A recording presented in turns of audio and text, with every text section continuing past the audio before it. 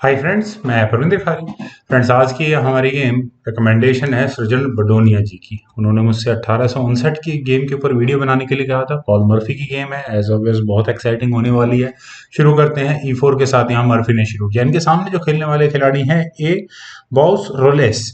उन्होंने यहाँ E5 खेला, नाइट F3 हुआ, night C6, bishop C4, Italian game हुआ, H6। यहाँ ब्लैक ने किया D4, ई टेक्स D4, देन हुआ C3, knight at G goes to E7। Further यहाँ ब्लैक ने भी पॉन एक्सचेंज नहीं किए हैं। क्वीन गई B3 स्क्वायर पर और डायरेक्टली यहाँ इस F7 पॉन पर अटैक है। तो इसका डिफेंस यहाँ ब्लैक ने अपने D पॉन को आगे पुश करके किया। बिशप पर अटैक बना, लेकिन ई टेक्स D5, मतलब एक तरह का पॉन सेक्रीफाइस है इस समय। नाइट पर अटैक बना एंड आई थिंक यहाँ से ये नाइट A5 स्क्वायर पर बेस्ट होता, क्योंकि अगर एक चेक भी आती है तो ब्लैक यहाँ अपने सी पॉन को आगे पुश करके नाइट पर अटैक बना सकता था और उसके बाद यहाँ बिशप टारगेट पर रहता ही रहता। लेकिन यहाँ ब्लैक ने अपने इस नाइट को वापस B8 स्क्वायर पर प्लेस किया।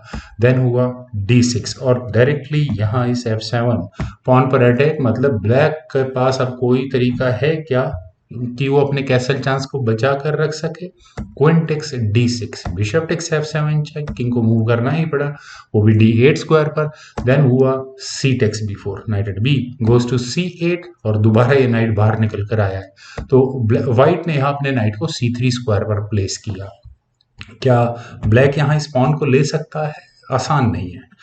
खैर, यहाँ नाइट F5 ब्लैक के लिए बेटर था, क्योंकि यहाँ से आई थिंक कुछ गेम प्ले बनता है। अगर इसके बाद ये गेम आगे बढ़ती है तो व्हाइट यहाँ कैसल करेगा।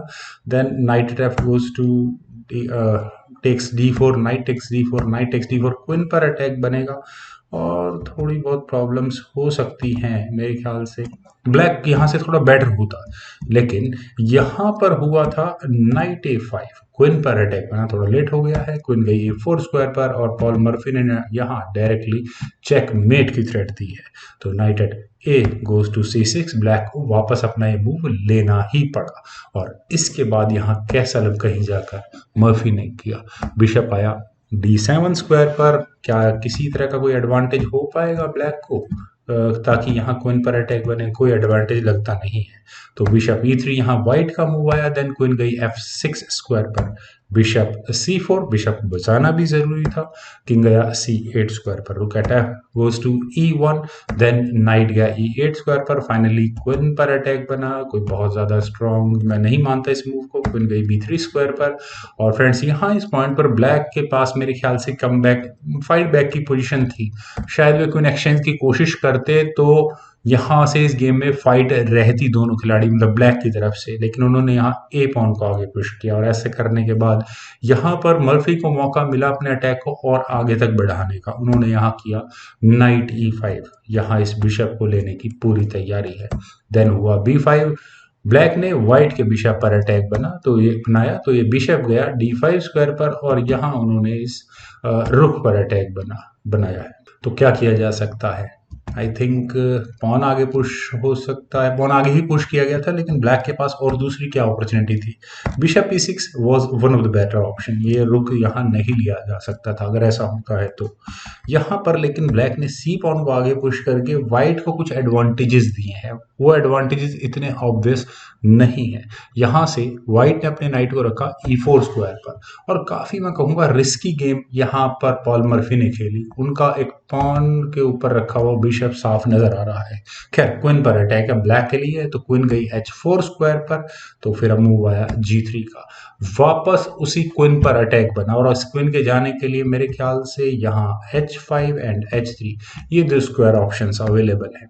तो ब्लैक अगर क्वीन को H3 स्क्वायर पर लेकर जाता तो शायद बेटर होता, क्योंकि व्हाइट की जो इंटेंशन है, खासकर इस बिशप को जो उन्होंने यहाँ फंसा कर रख लिया है, तो नाइट D6 चेक हो सकता था।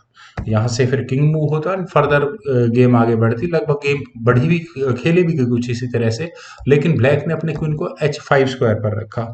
यहाँ दोनों मूव में जो फर्क है वो यही है कि व्हाइट की यहाँ पहले तो एक चेक आई, किंग मूव हुआ, उसके बाद व्हाइट को मौका मिला अपने बिशप को बचाने का F3 स्क्वायर पर और वापस क्वीन पर अटैक बना और इसके बाद व्हाइट चाहे तो आराम से अपने नाइट को वापस बचा सकता है। क्वीन गई H3 स्क्वायर पर, फाइनली क्वीन H3 स्क्वायर पर लैंड किया। Then rook at A goes to C1। ये थोड़ा सरप्राइजिंग है, फ्रॉम वाइट परस्पेक्टिव मुझे ऐसा लगा कि वाइट को यहाँ अपने इस नाइट को कहीं एक अच्छे स्क्वायर पर बचाने की कोशिश करनी चाहिए थी, लेकिन ऐसा हुआ नहीं। किंग टेक्स d6, यहाँ ब्लैक ने किया, बिशप आया f4 स्क्वायर पर और यहाँ पर डिस्कवर्ड चेक की तैयारी है। और ये डिस्कवर्ड चेक क्या एडवांटेज देगा? हाँ, यहाँ क्लियर रुक तक अटैक जा रहा है। हमेशा उस पीस को ढूंढो जो ओपोनेंट का अनडिफेंडेड रखा हो। यहाँ दोनों रुक ब्लैक के अनडिफेंडेड रखे हुए हैं। खैर, ब्लैक का मूव है। ब्लैक ने यहाँ अपने बिशप को, लाइट स्क्वायर बिशप को e6 स्क्वायर पर रखा और क्वीन पर अटैक बनाया। मूव इतना डिफिकल्ट नहीं है मेरे ख्याल से। डायरेक्टली यहाँ पॉल मर्फी एक चेक देकर अपनी क्वीन को बचा सकते थे और अपने अटैक को कंटिन्यू कर सकते थे। किस तरह से? किंग c7 स्क्वायर पर ही जाता, देन होता क्वीन a5 चेक, किंग को मूव करना होता, देन नाइट f6 स्क्वायर पर जा सकता था और यहाँ चेकमेट की थ्रेट होती। और क्या तरीका होता है इस चेकमेट से बचने का?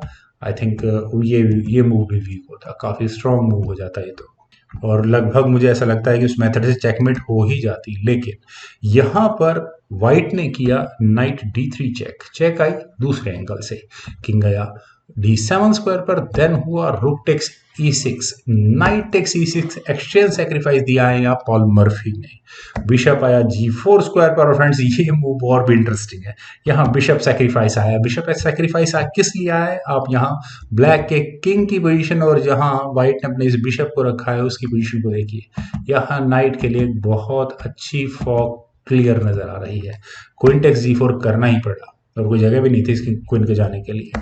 Night e5 check, I think इस मूव के बाद ही रेजिग्नेशन आ सकता था। किंग गया e8 स्क्वायर पर, देन नाइट टेक्स g4 और यहाँ ये नाइट अंडर थ्रेट है, लेकिन यहाँ ब्लैक ने नाइट टेक्स d4 किया, क्वीन पर अटैक बना। मूव फॉर्मेलिटी भर था पॉल मर्फी का। यहाँ लास्ट मूव आया क्वीन को e3 स्क्वायर पर ले जाने का और यहाँ इस मूव के बाद बॉस रोलेस ने रिजाइन कर दिया। और रेजिग्नेशन का रीजन आई डोंट थिंक मुझे बहुत ज्यादा एक्सप्लेन करने की जरूरत है। पहले नाइट पर अटैक है, नाइट को मूव करना होगा, नाइट के लिए शायद ये f5 स्क्वायर सही रहेगा, लेकिन उसके बाद क्वीन की पोजीशन इंप्रूव हो सकती है, काफी अच्छे स्क्वायर्स हो सकते हैं। वेल फ्रेंड्स, खैर जो भी होगा इस गेम में, मुझे पूरी उम्मीद है फ्रेंड्स आपको सभी लोगों को ये गेम जरूर पसंद आई होगी। तो आप लोग इस वीडियो को लाइक करें, शेयर करें और मेरे इस यूट्यूब चैनल चेस गुरु को सब्सक्राइब जरूर करें। आपके कमेंट्स का मुझे बेहद इंतजार रहेगा। Thank you for watching and bye for now.